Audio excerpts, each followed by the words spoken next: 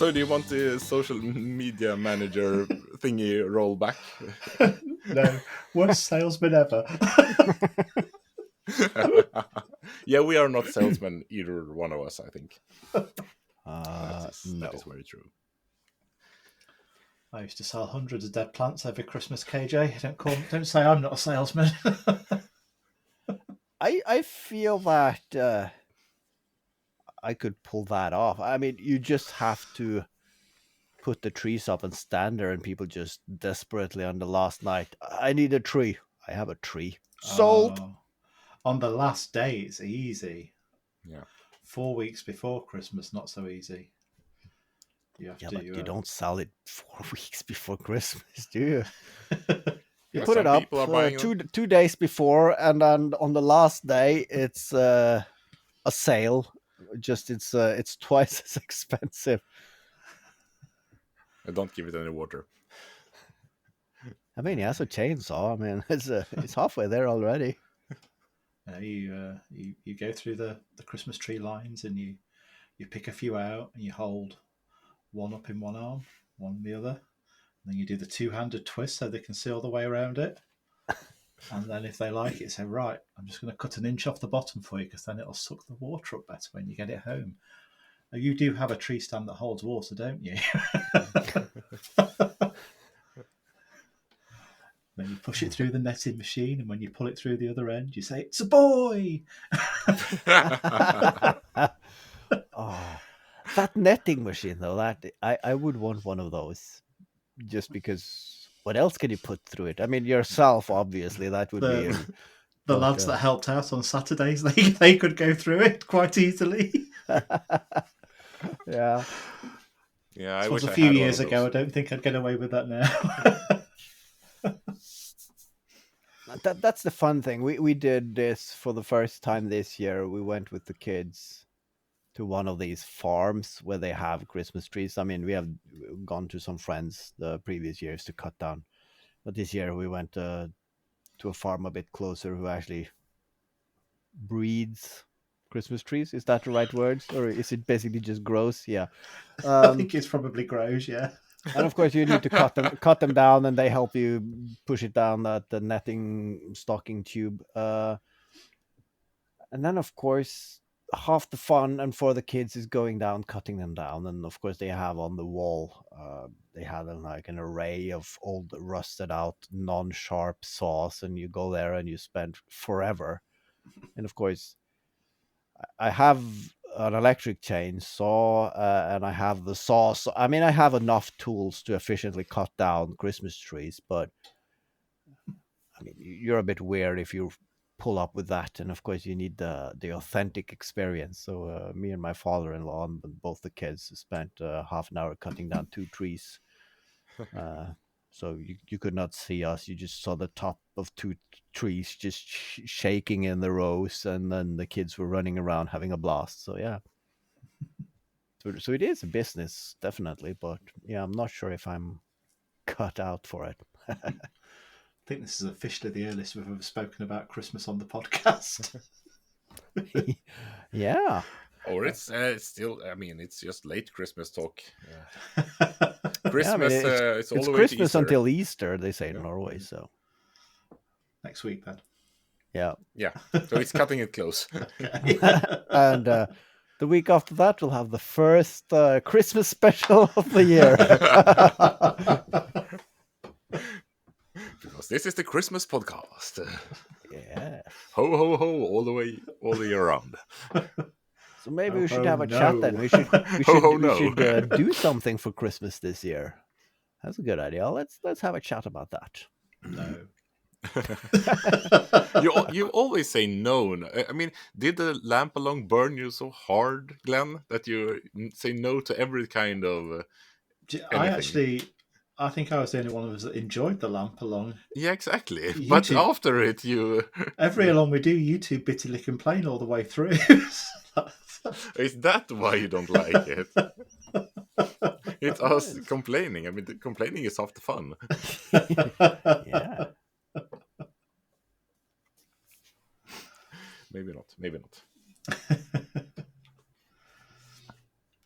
So So I don't know which project to do next. What do you have to decide between? I've got workshop projects for fun for videos and home projects which I want to get done. So I need to build a pergola. Still, started that last year. I need to renew my deck and renew some of the beds as well as part of the pergola build. I've got the secret, it doesn't get more scrap wood than this project to do. I had a project turn up in an envelope the other day, which I've not opened because Haavard said, when you open it, you basically started a project. You're not going to open it on the Christmas, are you? I'm not opening it until I start the video, until I've hit record. And I've got a few things I just want to make for myself as well. I want to make a watch holder and various bits and bobs. And some dust extraction. I had an idea for doing some dust extraction down the wall where most of my tools are. Mm. So yeah, That sounds like a lot. Plenty to be getting on with, and I don't know where to start. So how do you decide which projects are video worthy and which isn't? Because it sounded like you had a very, very clear definition of this is just stuff I need to get done and this is things I'm gonna film. If I'm building something like a pergola or doing some gardening work, I'm not filming that because that's too closely related to my work. But why does that matter? I mean, Well, your no, audience might find it fun. It should make for better quality Yeah, video, exactly. to be fair. But that's not fun for me. He's afraid, because it turns out that the first gardening video he does really blows up and he gets a lot of Exactly. subscribers because it turns out that's a niche that people are interested in. And like, God damn it, I'm a gardener full time now, even. So Yeah. I mean, we all do YouTube, and we all know that we're probably never going to make a living out of it, but it's always there in the back of your mind, isn't it? A little dream that this maybe one day would get you out of doing what you do every day, out of the daily grind. Yeah, and you would end up doing the exact same thing. Yeah. So No.1 Gardening is not going to be your second channel. Not yet. But I mean, you could be one of those who brings the camera to work and shows how they cut hedges and digs out gardens, that sort of thing. No, I could. I'm not going to. It would be. I think I would enjoy that. I'd probably get a video out today if I did. Monday night.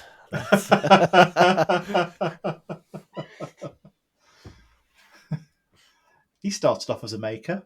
He was a jewellery designer and maker. Mm-hmm. He was? Oh, yeah. Interesting fact. Yeah. It's a fact, at least.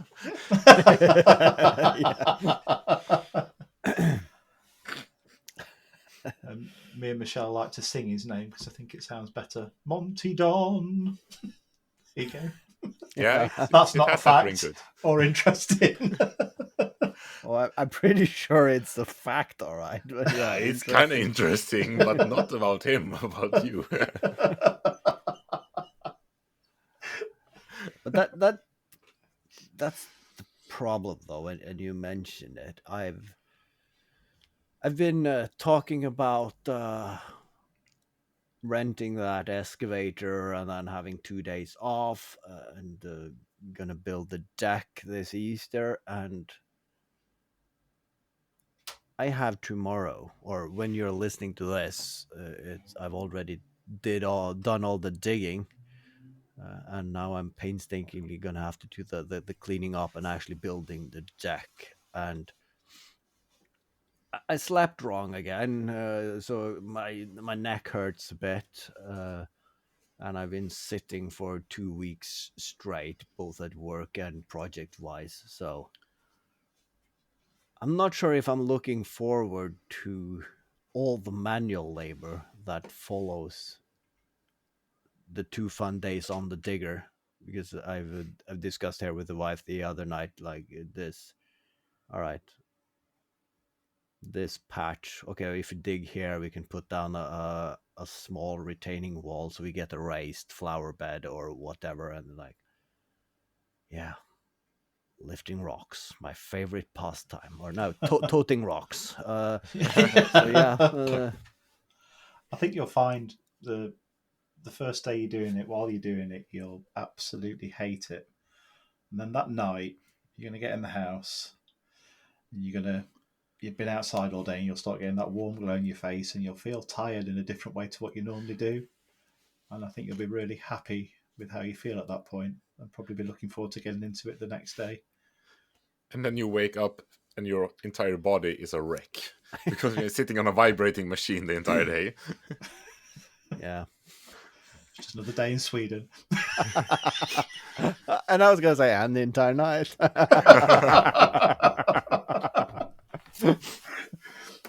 KJ always mentions the vibrating machine, so I always like to point it back at him. You're such a prude. But Haavard, what is it you're actually going to do? You said that you're going to do some digging on different spots as well. But I don't have a really clear picture of what it is you're going to use the digger for. Me neither, to be honest. I'm just gonna dig so that two full days I have paid to have it. No, we have a gravel driveway, and over the years the grass is growing over the edges and so on. So and of course in the flat bit before our driveway, the center part of the road is a bit elevated. So when my wife drives her car there, she touches the ground almost. So I need to shave that off, and I'm going to clean all the edges around the yard. And of course, I need to dig out a larger area where we're going to put the new deck in.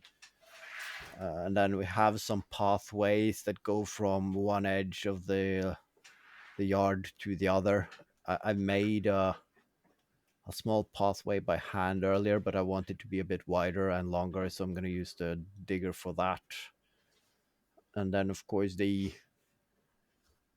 man with the big digger last year, when we put down the new pipes and so on, he made like a small pathway to get down to the level of our yard. And I just want to make that flatter so I could put up some railings and a stair down, so it's easier to go down there. So I'm just going to do all that digging and then moving some earth around. So it's, I mean, as long as I can dig the area for the deck, then the main goal is achieved. But of course, I'm going to do the rest to not having to do that by hand, because digging is boring and not very good for your back. Because you probably know this as well. They don't make shovels for long people. I mean, you always have to bend down or something. They never seem to have long enough shafts for it to be comfortable working with a shovel. So that is for, I'm guessing that's why they have gnomes and dwarves depicting like mining work and digging work in the movies. I mean, it's not the tall man's forte, to say that. So I mean, it is fun to dig if the soil is loose enough that it's easy to dig.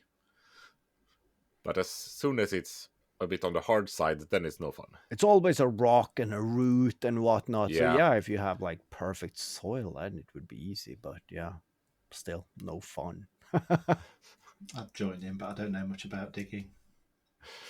No. What soil? We're trying to coax you into Yeah.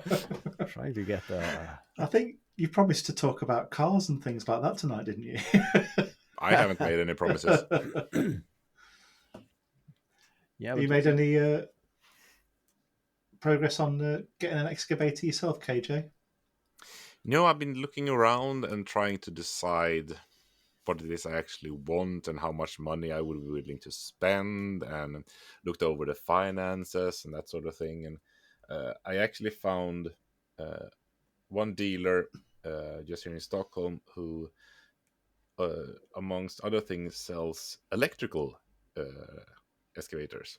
Oh, really? I didn't know they exist. Yeah, both battery and just plug it in with a 3-phase cable. I think Oh, they're wow. mainly made for indoors work when you're digging out a cellar and that sort of thing, because Oh, okay. you don't get any fumes and that sort of thing. Yeah. So I mean, that would be brilliant to have, because I mean, they're quiet and nice, but they Yeah. cost, I mean, every step of the way it's like an extra 5,000 quids or something like that to the equivalent Oh, wow. gasoline or diesel version. Yeah. So it's a bit much for a toy, but I mean, it's cool and fun.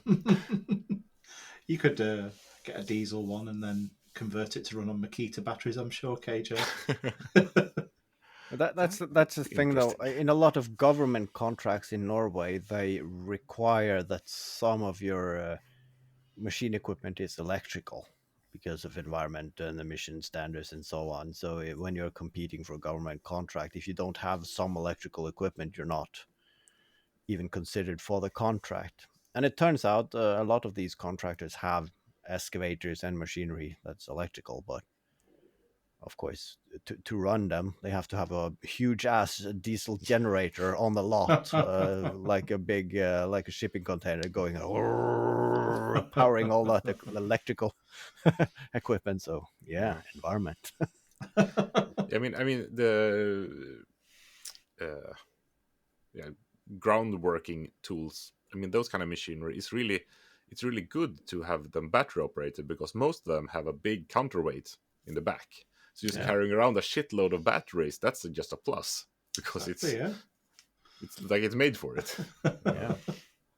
But it's, I mean, it is more expensive with a lot of batteries than just a big hunk of concrete or steel. So the price goes up. But I'm looking forward to you getting one. I'm. Are you thinking you'll be able to borrow it? Yeah. Short drive over the border. But then again, Stockholm is just far enough away that driving with one back and forth on a car, it is cheaper to rent it here. And yeah, it's the and then smuggle it into Norway as well. Yeah. I mean, as long as you have the export papers with the intent of re-importing it, then it's okay. But yeah, it's a lot of paperwork and hassle too. Yeah. Sometimes it's good that we're so far apart. But I mean, you can send me a few links there, of course, because my wife's car now has reached the heights of cost of repair that she is coming to terms with the fact that she needs to get a new car, and then she's thinking, should I get a small electrical one?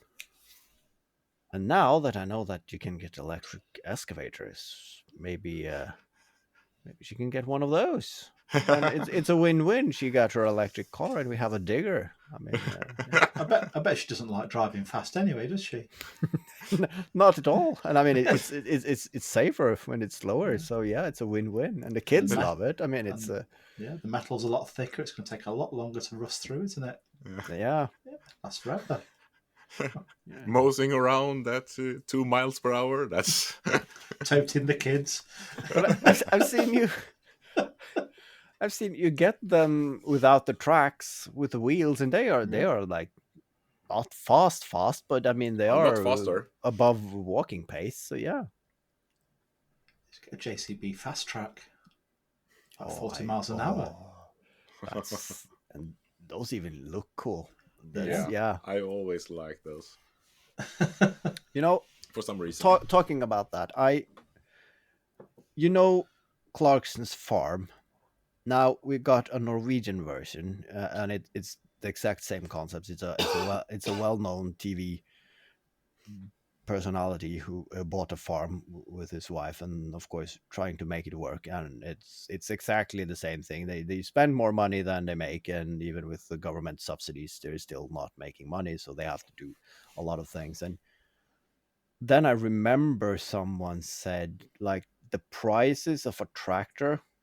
And there is this viral video clip where someone said like, do you know that tractors is like 100,000 pounds? And then it just switched to 3 farmers. 100,000 pounds? What will that get you? Just get us the tires. And then I thought, how much is a tractor? I've seen a lot of them just popping up on online marketplaces and so used and old. But I thought if I were to buy a new, like a mid-sized tractor today, just because tractors, and oh my god, it's £250,000 and upwards for a new 2024 tractor. And holy crap, you get, I mean, you get 2 Lamborghinis for that price here. It's insane. I understand it's hard to make money as a farmer when the equipment is that expensive. Yeah. And it's not like you buy it and it stays mint for 20 years. I mean, it's a tool that gets used every day. So, I mean, you within a few years, you're into the range where things starts to cost and fall apart and whatnot. So, yeah, I'm not going to buy a new JCB at least. That's for sure. Probably worth mentioning at this point that Michelle's mum has a tractor. Which one? Is it blue? Is it green? It's Red? grey. A little grey Fergie. Oh, Right. it's in an old. Yeah. Yeah. And Michelle drove it for the first time at the weekend. I've never seen her looking so happy. It was brilliant. Yeah, I've still not driven it. They've had it for many, many years. But I've driven lots of things. I'm not interested in old tractors, really. Yeah, tractors are great.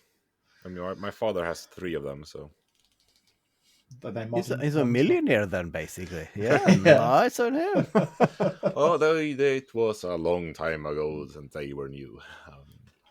At least 2 of them, I think, are older than me, and the newest one is like at least 30 years, probably more. Yeah, 35. So, Yeah. but they're still fun.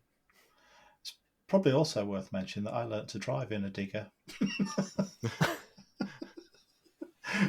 When I was first married, my father-in-law at the time actually had his own JCB, and I took my driving test at 17 and failed, and basically sulked for 2 years, but drove the JCB around the land all the time. Really built up my confidence. Well, that sounds safe. It's great. It's safe for you, but not Yeah. for everyone else.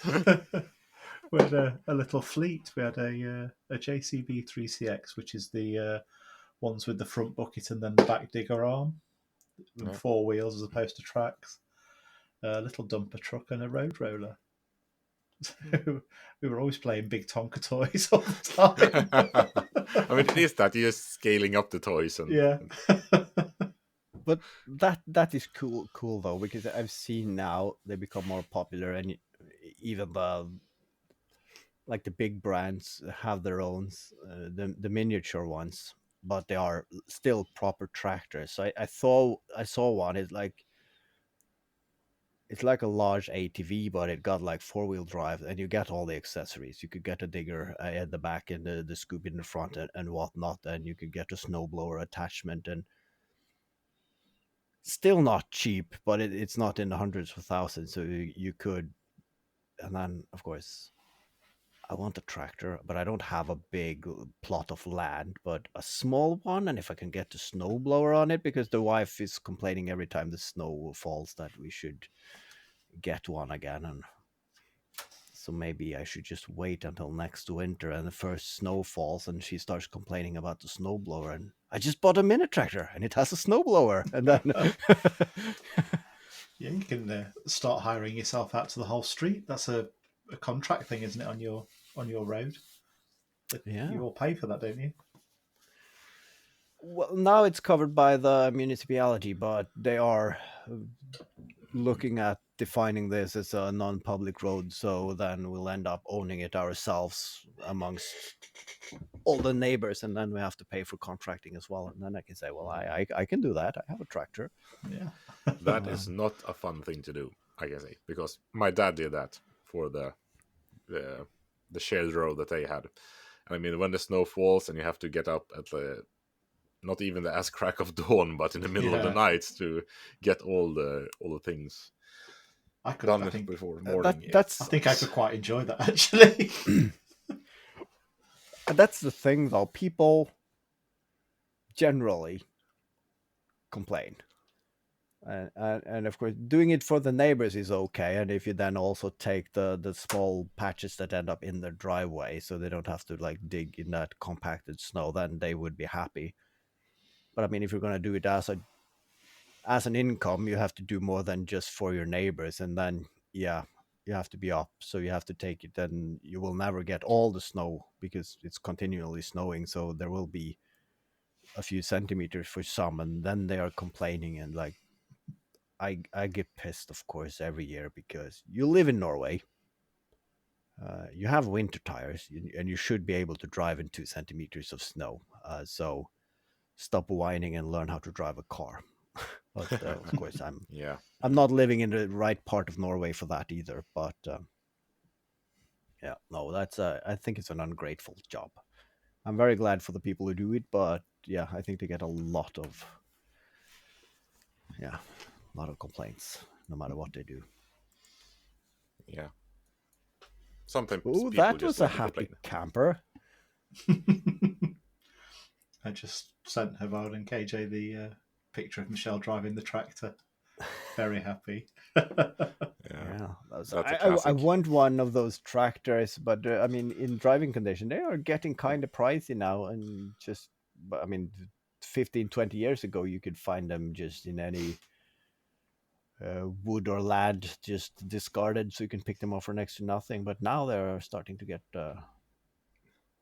collectible. I think they're still relatively cheap, the grey Fergies here. They were made, a lot of them. And I mean, they sold well for a good reason. They were. I mean, wasn't that the first one with the 3-point hinge on it? It has got it has got the 3-point hinge on it, but I don't know whether it was the first one. Hitch. I mean, that's what we called. Yeah, because I mean that one sold like hotcakes. As far as I know. Yeah, that runs on petrol. That tractor. I mean, didn't they make the stuff that they could run on basically anything? Maybe. I saw someone, and I think it was one of those, and I think it was in Sweden as well. They just engine swapped it for a Volvo engine with a huge ass turbo on it, and then of course they went to doing donuts with it, and then that's when I wanted one. But yeah, in Norway they are popular because we have like a children's cartoon starring that grey tractor, and it has the eyes and everything, and it doesn't have a name that translates well, but it's grey something, and then that makes it kind of popular. But of course, it's basically a farmer thing still.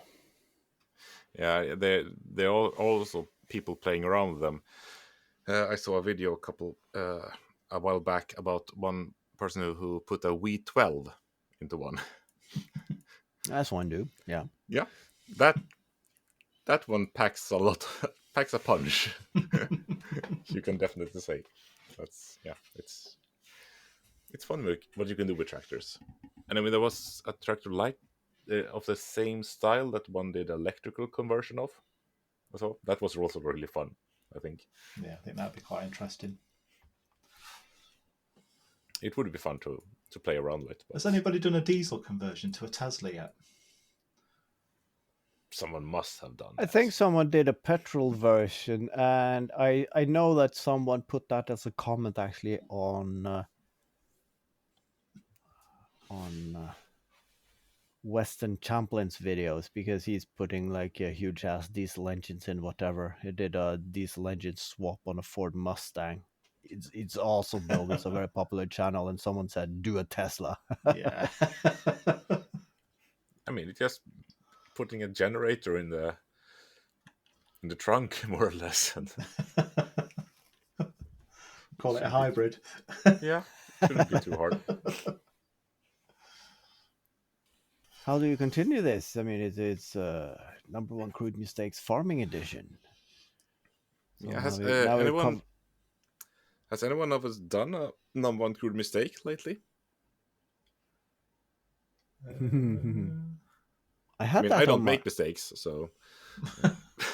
I had that on the list for last episode, but I can't for the life of me remember what it was. Yeah. No, I admitted to one last week with the laser. When I cut the branch off the tree off the top of the roller, I was a little bit too far underneath the branch when I cut it. That was a bit of a mistake. But that just was a slight graze on the knee. Already classing that. So close calls doesn't count. No. That's just a mistake. It's not a number one crude mistake. Yeah, that's true. Yeah. That's true. Yeah, if we're discussing almost number one, I had a near miss or near hit, close call. Yeah, my tripod without the camera just fell over, and that happens more often than I care to admit. But of course, a few years ago, I built a table for the CNC, and it has all the wires and the connector pins. It's very exposed. There is no cover or something. So if something drops and knocks those off, they will break the circuit board or the brackets for the connector. So I thought I should build a protective bar or a like a casing over it. And then, of course, I think it was last summer, my tripod fell and almost knocked them over, and I thought, oh, I should get to that. Never did. And yesterday it fell over again, and also almost knocked the power plug out. And it's like, one day it's going to break that CNC. And I'm pretty sure getting that circuit board is not cheap. Yeah. And I just made a mental note that I should make that cover, but especially as it's a tripod as well. You're not even going to get footage if your camera breaks in the process as well. Yeah, and that's the thing, though. I mean, it's fallen over countless times, but without the camera on it, and it is more top heavy with the camera, so why it hasn't fallen with the camera yet, I do not understand. Although I did catch it once, but then of course the camera wasn't rolling, so it was not very exciting. Why does it fall over? Do you trip on it, or because I mean it's not falling over by itself; it's just standing there. Well, I don't have the largest workshop, so I tend to not have the legs spread out very much, and then of course I want to have a upward downward shot to not get too much glare from the lights, so it doesn't have the big footprint and stability as one would expect from a tripod. It's almost a monopod. Yeah, it's how close to a monopod can you get without? Yeah. You haven't thought about putting some kind of rail system in the ceiling?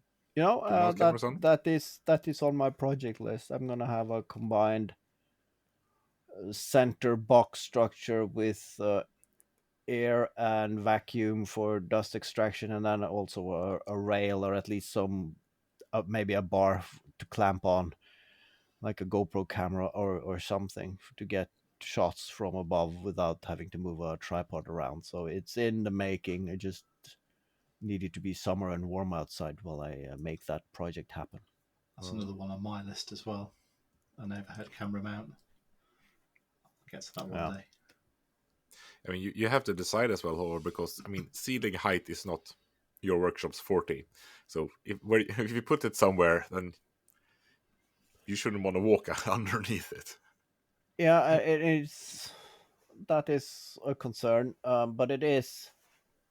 I always have my work table in the center usually, and even if I push it to one side or the other, the end of it will be under if I have that channel in the center. So yeah.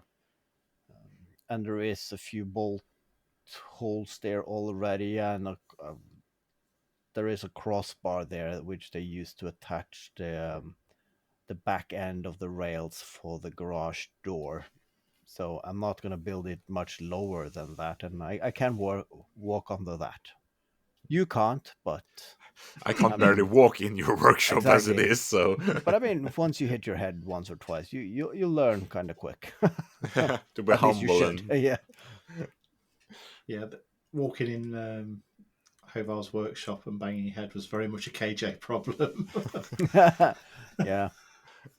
And me and Haavard aren't short. We're both over 6 foot. So Yeah, I mean, I can stand there and stretch my arms and yeah, barely touch the ceiling. So it's yeah.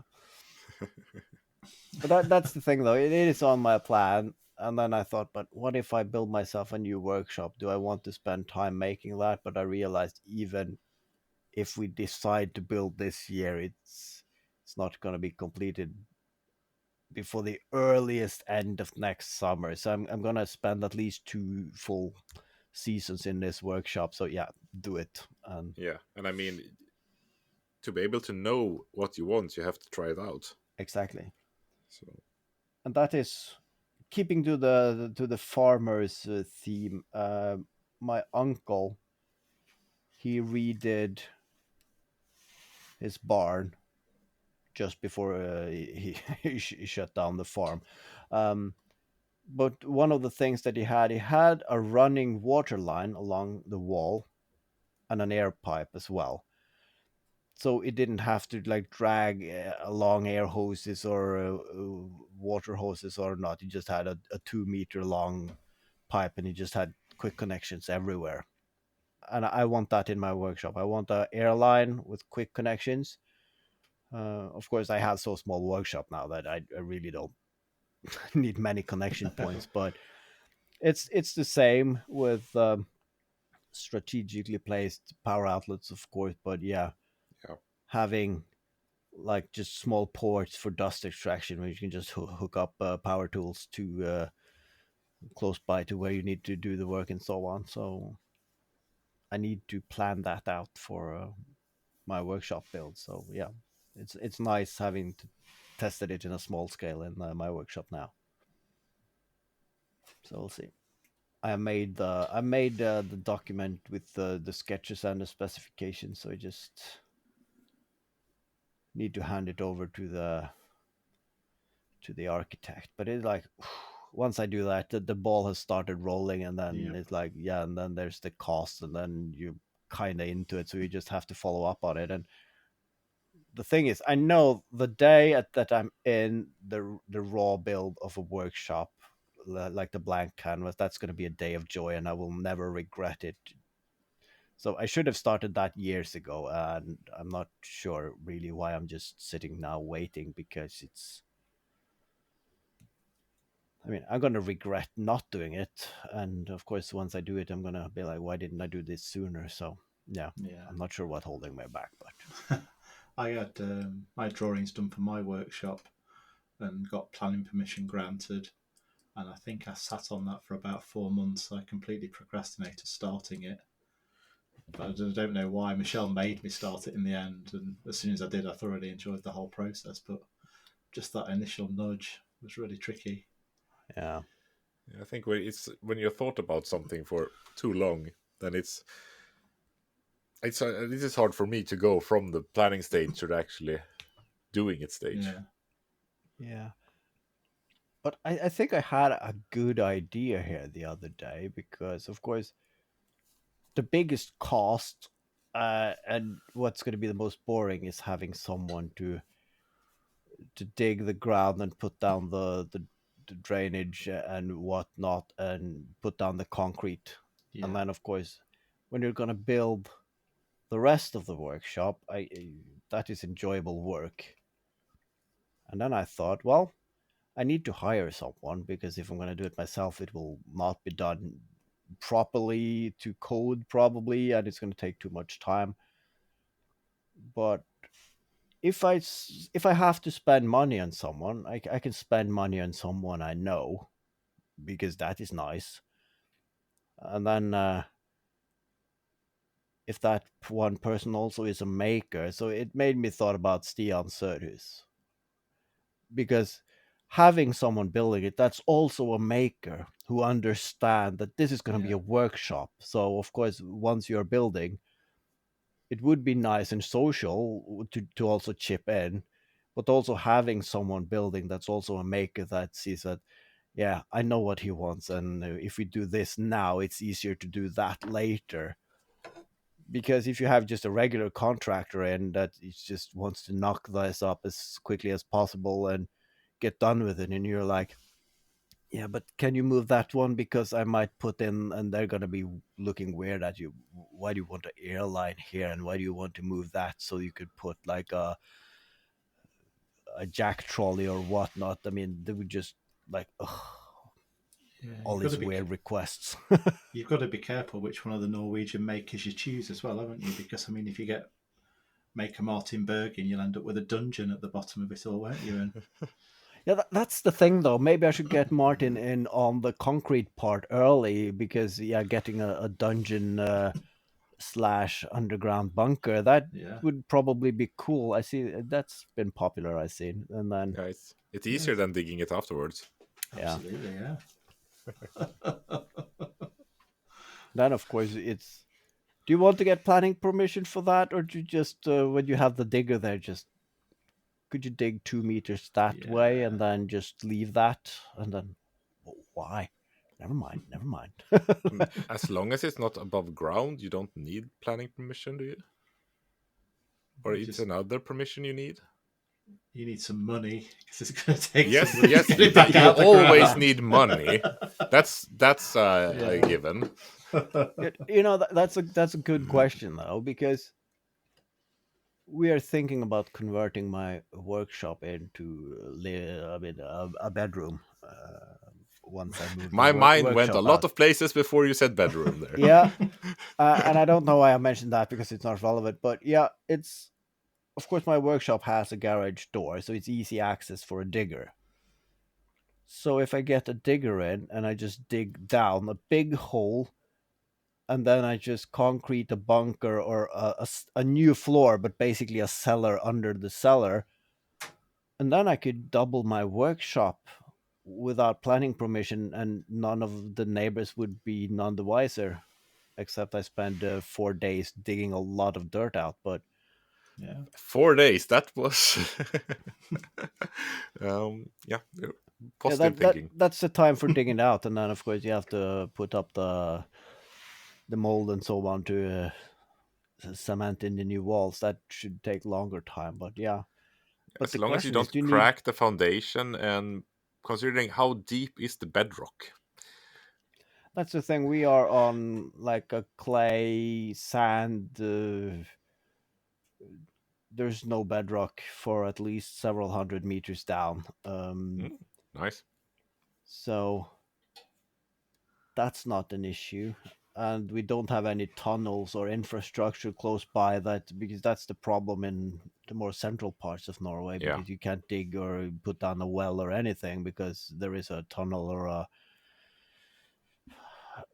railway tunnel or whatever underneath. And then there's always a question. I mean, you own your land, but how far down? Is it to the center of the earth? And then it's, of course, it's a cone shape, because you need to end up in the singularity of the center of the earth. But I mean, if you dig a massive bunker under a house and you don't notify anyone, and then they suddenly one day you're sitting in your workshop making something, and then one of these industrial sized drills just plows through because someone is making a tunnel. That might happen. Yeah. But I yeah, would say worth it. It would be cool, and of course making if I were to make a garage, I would always like to be at least have the digger make a hole so I could put in a grave. But that is, of course, today. Not sure if it's called that in English, for the pit you have under when you're working with your car. Yeah. It's not for a body, but to do work. Well, it could be for a body. It depends. An inspection pit. Yeah. But those are now heavily regulated in Norway, because if you have one of those, it needs a drain, and that drain should have an oil receptacle filter system. So, I mean, I can't really see the need for that. I don't need a drain system. I just need the pit so I can go underneath the car and work on it. And then, of course, any fluid that drains out, I use a catch bucket or whatever, and then I can bring that out. So I don't see the problem. But then again, if you just don't tell anybody about it, then you just happen to have like a hatch in your garage floor. Somewhere for the rodents to live. Yeah. To just fill with water. That too. Yeah. A surprise hatch. A You can pool. find anything down there. Yeah. Yeah. Always wanted an indoor pool in my workshop. So yeah, that's Okay, see you filming and taking a step, and the floorboards have rotten used to fall through, and you're a splash, and that would be good for a video. So yeah, I say do it. you could do a miniature first mining company video. Just a hole in the ground. Yeah. Up to your waist. And just conclude that this was tedious. Bored now. What's next? Yeah.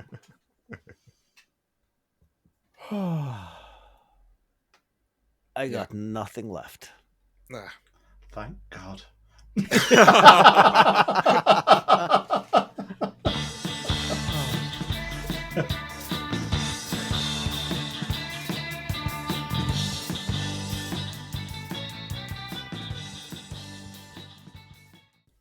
The half pint that wouldn't end. Yeah.